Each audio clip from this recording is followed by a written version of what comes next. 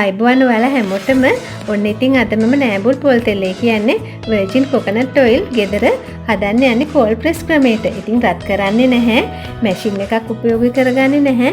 ඉතින් මේ Coldpress Virgin coconut oil කියන්නේ ශරීරයට ඉතාමත්ම ගුණදායකයි, කොලෙස්ටරෝල් නැහැ, අසන්තෘප්ත මේදේ නැහැ, සන්තෘප්ත මේදේ පමණයි තියෙන්නේ. ඒ වගේම කෙස් වලට කෙස් හැදෙන්න සමේ පැහැපත් බවට ඉතාමත්ම ප්‍රයෝජනයි. විටමින් E බහුලවම තියෙනවා මේ වර්ජින් කොකනට් ඔයිල් වල.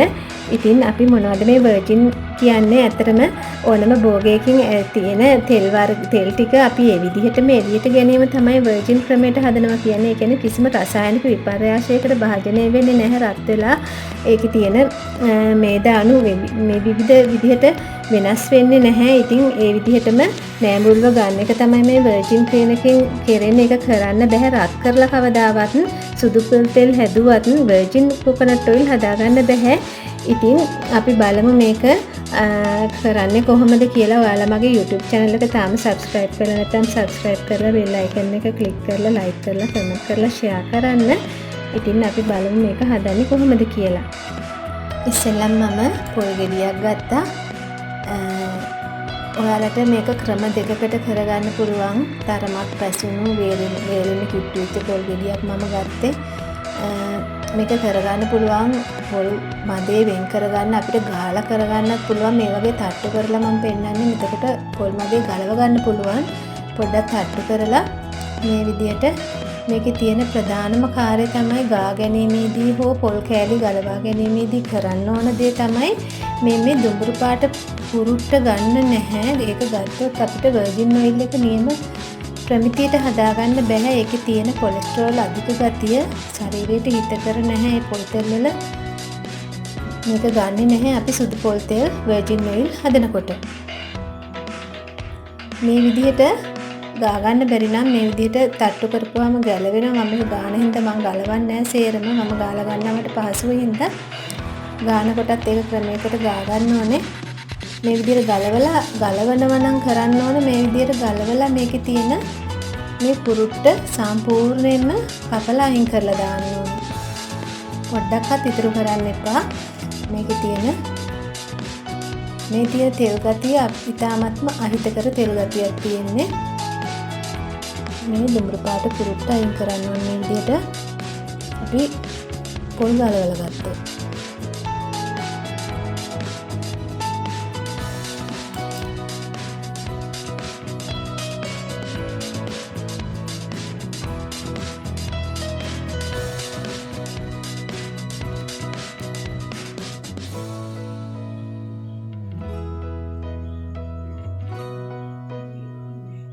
මේ විදිහට කරලා ගන්න. පොල් ගෙඩිය මැදේ ගලවලා ගන්නවා නම් ඊට පස්සේ මේ ටික සියලුම දේවල් ටික අයින් කරන්න. මේ දුඹුරු පාට තියෙන ටික ගන්න එපා. සුදු පාට එක විතරයි ගන්න. ඊට පස්සේ මේක හීනි කෑලි කපලා බ්ලෙන්ඩර් කරලා ගන්න පුළුවන්. මේ තියෙන්නේ මම ගාගත්තේ මේ විදිහට ගා ගන්නවා නම් යට කුරුට්ට අහුවෙන්නේ නැති වෙන්න පොල් ඉතුරු වෙන්න ගා ගන්න ඕනේ. පොඩ්ඩක්වත් කුරුටු ගතිය එන්න ගන්න එපා. අහු වුණොත් එහෙම අපි හදන එකේ තියෙන ඒක වැඩක් නැතුව යනවා. ඒකේ ගුණාත්මක භාවය නැතිව යනවා. මේ විදිහට ගා ගන්න. දුඹුරු පාට කුරුට්ට ගන්නම එපා.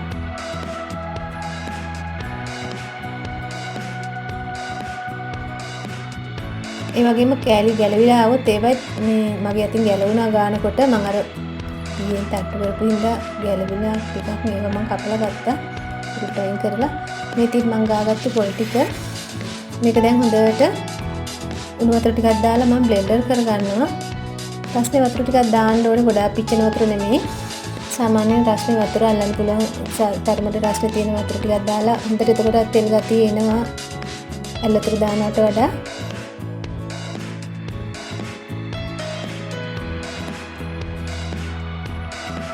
හොඳට බ්ලෙන්ඩර් කරනකොට හොඳට කිරි ගතිය එනත් පදම බලලා වතුර දාගන්න. වැඩි කරගන්නේ නැතුව අඩු කරගන්නේ නැතුව මිටි කිරි ටික හොඳට එන ප්‍රමාණයට වතුර දාගන්න. බ්ලෙන්ඩර් කරගෙන ආවා. හොඳට බ්ලෙන්ඩර් කරගන්න මේ විදිහට.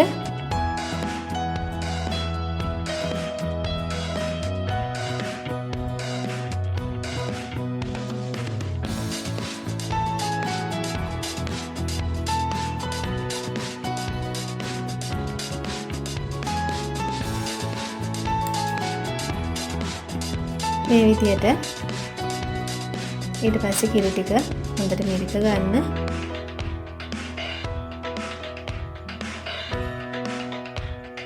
ඇත්තටම අද වෙනද පොලේ තියෙනවා නූතන තාක්ෂණයෙන් මේ Coldpress ක්‍රමයට virgin coconut oil එක හදාගන්න උපකරණ ඒවයිනුත් හදාගන්න පුළුවන්.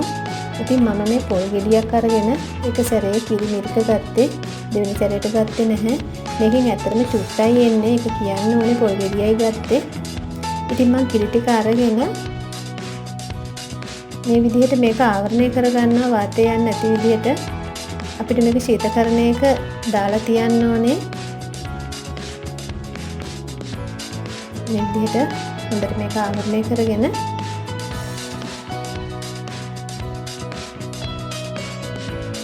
ෆ්‍රිජ් එකේ දාන්න ඕනේ. මම නම් දැම්ම මේක රෑ හැදුවේ. දැන් එළි වෙනකම් මම මේක තියනවා. පැය 10ක් විතර තියන්න ඕනේ. චූට්ටක් ෆ්‍රිජ් එකේ කූල් එක වැඩි කරන්න. අඩුම නම් ගල් වෙන්න දෙන්න එපා. සාමාන්‍ය නෝමල් අපේ සාමාන්‍ය කොටසේ දාන්න. දැන් රෑ 9:00ට කිට්ටුයි. ඉතින් මම මේක රැයක් තියලා ඔන්න දැන් පහුවෙනිදා උදේ තමයි මේ තියෙන්නේ. මම දැන් මේක අරගන්නවා.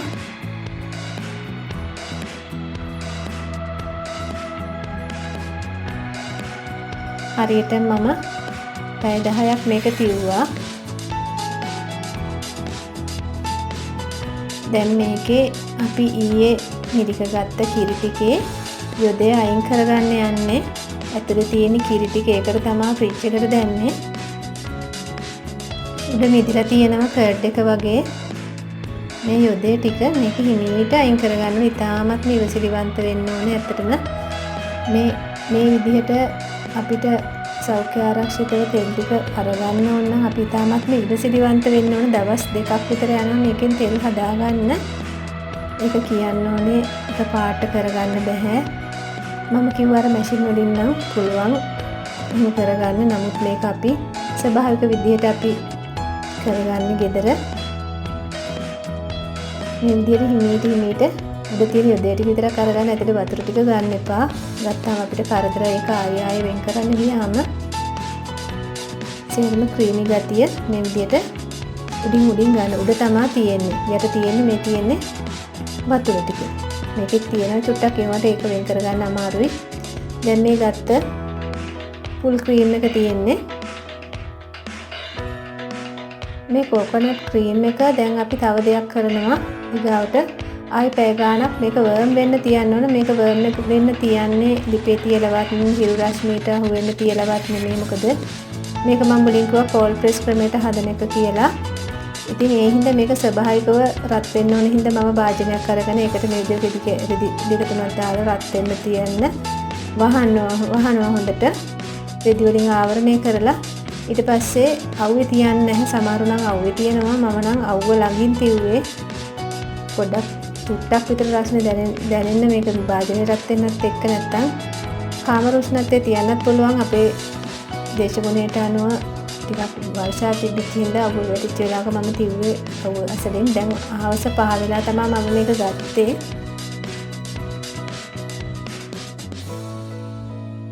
දැන් මේක අයින් කරලා බලමු කොහොමද තියෙන්නේ කියලා.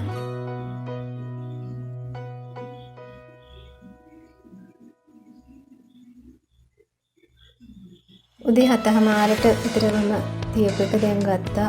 පැය කිහිපයකට පස්සේ මේ විදිහට තියෙනවා. දැන් අපි ආයි කරන්නේ මේක තව රැයක් තියන්න ඕන ෆ්‍රිජ් එකේ දාලා. දැන් ඔන්න පහුවෙන්දා මේක ගන්න යන්නේ. දැන් උදේ 9:00යි. රැයක් මම තිබ්බා ෆ්‍රිජ් එකේ.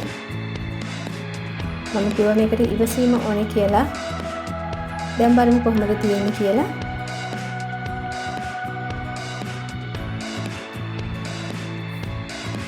දැන් අපි ගත්ත පොල් ක්‍රීම් එක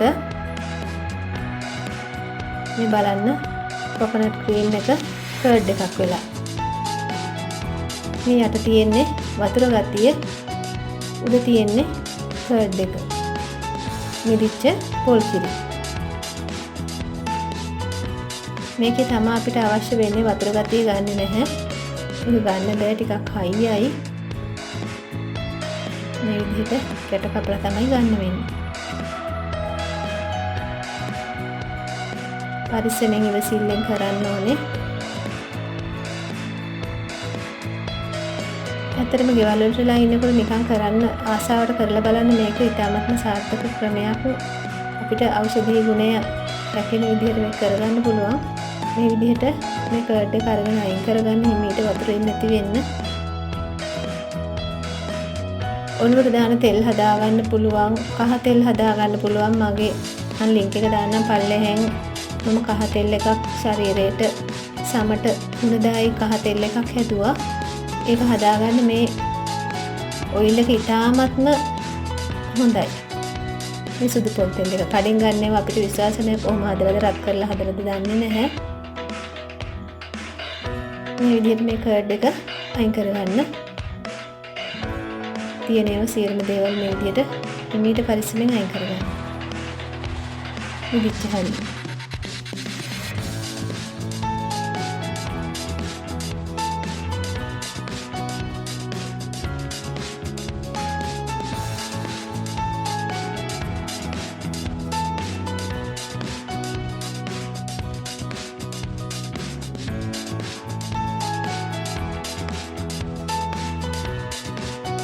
දැන් තව දෙයක් කරනවා. ඉතුරු වතුර ටික වෙන් කර ගන්න ඕන අපි. ආයෙමත් අර විදියට වහලා තව පැය කිහිපයක් තියෙනවා. මම පැය 6ක් විතර මම තියුවා.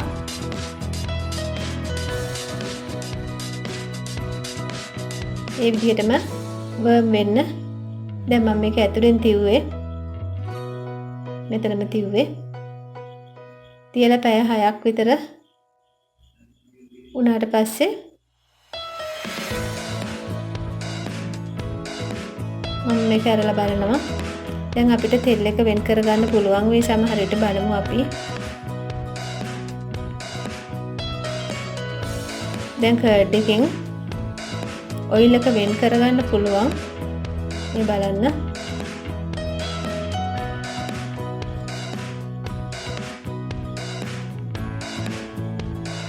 මේ තියෙන්නේ උඩ ඔයිල් එක පැහැදිලා තියෙනවා, යට කර්ඩ් එක තියෙනවා. වතුර ගතිය එච්චරම නැහැ. අපි වතුර පොඩ්ඩක් වගේ දාලා තමයි කිරි හදාගත්තේ. ඒ වගේම බේරන කොටත් වතුර ගොඩාක්ම අයින් කරලා ගත්තේ. දැන් අපි බලමු පොල් තෙල් එක කොහොමද කියලා. මේ තියෙන්නේ සුදු පොල් තෙල්. Virgin coconut oil. දැන් මේක මේ විදිහට දැම්මහම තියෙන අර පොල් කිරි කොටස් එකතු වෙන හින්දා මම මේ වගේ පිරිසිදු රෙදි කෑල්ලක් දාලා, කප් රෙදි කෑල්ලක් දාලා ඒකෙන් පෙරලා ගන්න යන්නේ. ටික ටික දාන්න ඕනේ. එකපාරට හැම ඇතුළට දෙන්නත් අනිත් ඒවත් වෙන වතුර ගතියක්. මේ විදිහට පොඩ අරගෙන මේක වෙන් කරගන්න.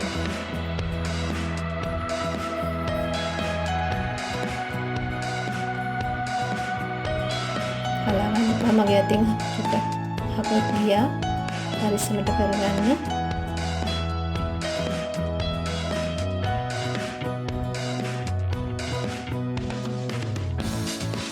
යට තියෙනව එකතු වෙන්න දෙන්න එපා. මොන් පරිස්සමෙන් කරගන්න. ඉතුරු තව තියෙනවා මේවා පෙරුවපා වගේම ප්‍රමාණයක්.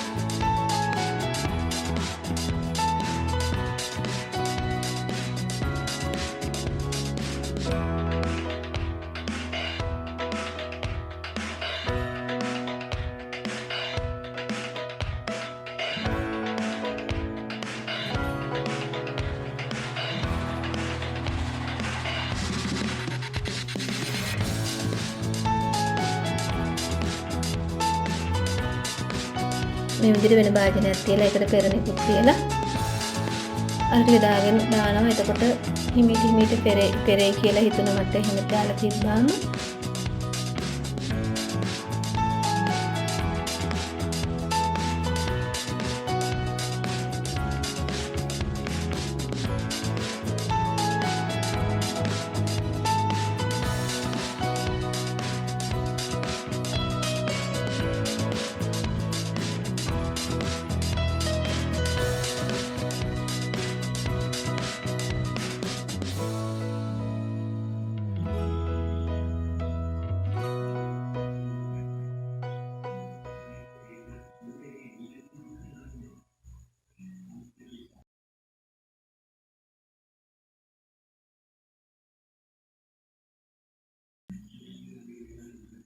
ඉතින් මේ බලන්න අපි හදාගත්ත Coldpress Virgin coconut oil. බලන්න තව තියෙනවා අරකේ. ඒ ටික පෙරනකම් මම මේක මේ බෝතලෙට දාලා ගත්තා ඔයාලට පෙන්නන්න. ඉතාමත්ම සතුටක් දැනෙනවා. ඇත්තටම මහන්සි වුණත් මේක හදාගන්න අපිට මහන්සියක් වුණේ නැහැ. තියලා තිබ්බ කාලේ විතරයි නාස්ති වුණේ. ඉතින් ඔයාලත් හදලා බලන්න මේ විදියට. ඇත්තටම හිතට සතුටුයි. තමන් ගෙදර හදාගත්ත දෙයකින් අපේ තියෙන ප්‍රයෝජනයක් ගන්න පුළුවන් නම් ඉතින් නැවත මේ වගේ වීඩියෝ එකකින් හම්බ වෙමු. ඔයාලට සුබ දවසක් කියලා මම ප්‍රාර්ථනා කරනවා.